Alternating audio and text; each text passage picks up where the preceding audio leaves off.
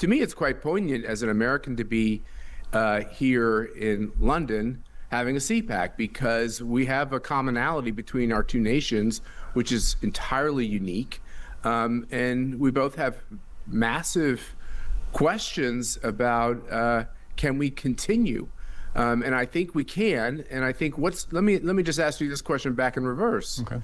What would be so bad if our countries reconnected to its Christian foundations? I don't think that'd be a bad thing at all. For 3 days, the Conservative Political Action Conference is in London, with speakers like Liz Truss, Lucy Connolly and Nigel Farage to voice their opinions. It's organised by the American Conservative Union and is based on a similar event in the States, and its billed as charting a course for a prosperous sovereign future. Chair of the American Conservative Union is Matt Schlapp. He's hosting the conference and joins us now. Matt, morning to you. Great to be with you, Stig. Is the future right wing, do you think? Are you on the sort of the popular side of the ball now, do you think? So we say in America, we use the word conservative. And yeah, I think we're on the rise. I mean, in America, there's this general consensus where this gets said a lot. Europe is dead. Its best days are behind it. It's over. And they point towards Germany, France, and UK to make that argument. And I've spent a lot of time in Europe. We've had CPACs throughout Europe. Hungary, Poland. We're going to be making some new announcements for Central and Eastern Europe. And I think Europe is very much alive, but I think the future are in the policies more in Central and Eastern Europe and not so much in Western Europe. But there's a hope in these democracies in the West that things are going to change. Do you think a lot of nonsense is spoken about the UK in America? People who don't necessarily know very much about it think it's this sort of bad land of Sharia law and crime everywhere. And of course, Britain has its problems, cities have its problems, but it strikes me when I read a lot of American media, they think it's sort of unsafe to walk out the house, which isn't true. Well, let me try to have a little bit of humility, which is I would tell the people of Great Britain to go check out America's big cities. I don't think we should be bragging. Yeah. They're pretty dirty. There's a lot of crime. There's a lot of problems with our cities. They're very dysfunctional. Now, I will tell you that they were universally run by people on the hard left, and that's one of the problems. But America needs to figure out how to run a city again. I just came from Paris, and I'm in London. I'll use my own eyes and ears, but I find it much more functional than what's going on in America. That being said, I do think you have an immigration problem. America has had one as well. And I'm a believer in immigration. My people came to America from Europe, but it ought to be rules-based. We all ought to follow the rules, and those rules should be clear, and no one should be able to cut in line to get legal citizenship. And in America, all we ever talk about is giving people who came to America illegally amnesty, which is a moral hazard, and we should not do. Does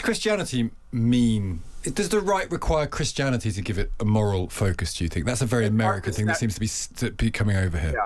Yeah. I think what people are realizing, again, is it's hard to separate the concepts, that the Christian world really, in a modern context, it gave us this culture that democracy underscores. And, the great democratization of the arts and learning, where literacy rates climbed and everything else in this great civilization. And we're looking at that and saying, how do we get this civilization to continue? I mean, to me, it's quite poignant as an American to be here in London having a CPAC, because we have a commonality between our two nations, which is entirely unique. And we both have massive questions about can we continue? And I think we can. And I think let me just ask you this question back in reverse. Okay.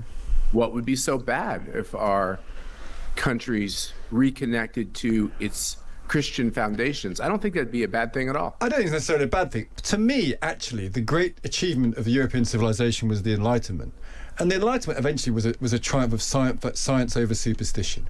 And Christianity and even the way you talk is a very backward notion, the idea that the past is all where the truth needs to be found. And actually, I think the great leap forward that humanity made in the Enlightenment was to say the future is more exciting than the past. The life can get better rather than worse. And to me, removing the shackles of organised religion actually is a freeing thing.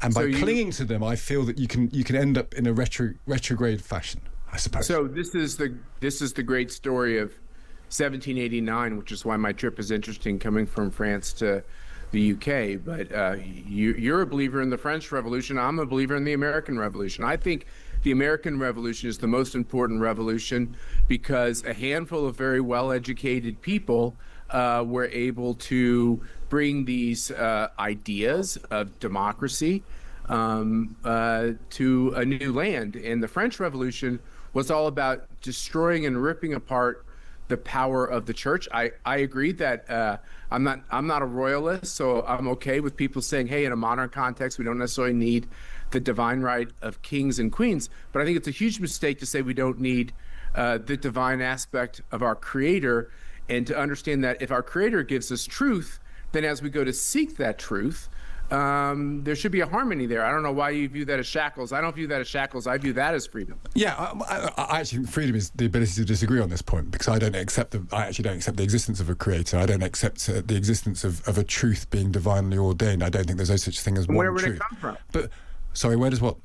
Then if it doesn't come from a divine creator, where does truth emanate from? I think truth ultimately emanates from intellectual debate. I think there's a view where you have thesis and counter-thesis or antithesis, and then you have synthesis. I think that the progress of science, the progress of intellectual thought, is about exchanging of ideas and reaching towards a common consensus. But the point is, I actually think that life is better with people who fundamentally disagree and disagree well. And I wonder whether disagreeing well and happily, and you not thinking I'm a bad person because I don't share your faith, and vice versa, is something we're actually losing in the world at the moment, actually, in terms of how we talk about things to one another. Well, what we have happening in America is what we call Trump derangement syndrome. And what ends up happening is that if you're somebody that espouses these traditional views, they want to prosecute you. They want to take away your wealth. They want to prevent your name from showing up on a ballot. And there's a great intolerance. You know, I'm 58 years old, and when I grew up, we had liberals. And liberals agreed with your right to believe anything you wanted, and we would both kill to protect that right. And defend that right. And today's liberal in America has been replaced with the modern Marxist who believes in propaganda, doesn't believe in real news. And this is the battle that we're in America. It's quite a noxious thing. If it was just conservative versus liberal, I'd be much more hopeful about things. Yeah. I think things would be much more tranquil. Can I just offer, because I think I understand the Trump derangement syndrome point, and I do understand what you're saying. I think there's another problem, though. There's a Trump arrangement syndrome that happens in your country, which is that Trump makes mistakes. He's probably made a fundamental mistake when it comes to the war on Iran by not having a proper plan and having no route out of that war. And yet a whole scaffolding is created to pretend that this is sort of 4D chess. I think that does the truth a disservice, because I think there's this Trump arrangement syndrome where people pretend that everything in the garden is rosy when it clearly isn't. Well, that's certainly, we don't view that as our job. Our job at CPAC is to bring as many people together who agree that the state doesn't have all the solutions, and that many of our solutions are found around the kitchen table and in the hearts of good men and women. And so, although I will say that Donald Trump has done more to help my country than any politician I can think of in a modern context, and he gets criticized so roundly and routinely, especially in European media, that I think when people like you say, well, you should be jumping on board to criticize him on his mistakes, I guess I would say, well, you guys do such a great job of that, I don't even have a chance to step in, and then they. That's free speech for you, isn't it? It is. That's true. But they undermine the other parts of it. So you might say, well, the war, your view might be that it's been bungled. Most people who I talk to, thank God we have a president who will prevent Iran from getting a nuclear weapon, which would, by the way, have a greater likelihood of landing somewhere in Europe than it ever will in America. Just before you go, who follows him? Is it Vance or is it Rubio in your view? Okay, I have a provocative view on that, which is, I think, wide open. I think it might be neither. Well, who would it be then? Do you have a view on that? I think we got about 6 to 10 people who are going to give it a shot, and I don't know who. I mean, if J.D. Vance really wants to be the president of the United States, I think he has a great chance to get the nomination. He's an outstanding person, but he's going to have to decide whether he really wants to do this at this stage in his life. Yeah, it's a tough job. I think everyone would accept that. Matt, I've really enjoyed the conversation. We don't always agree on things, but that's okay. We can disagree happily, can't we? Thanks for having me on. That's Matt Schlapp there, who is the chair of the American Conservative Union.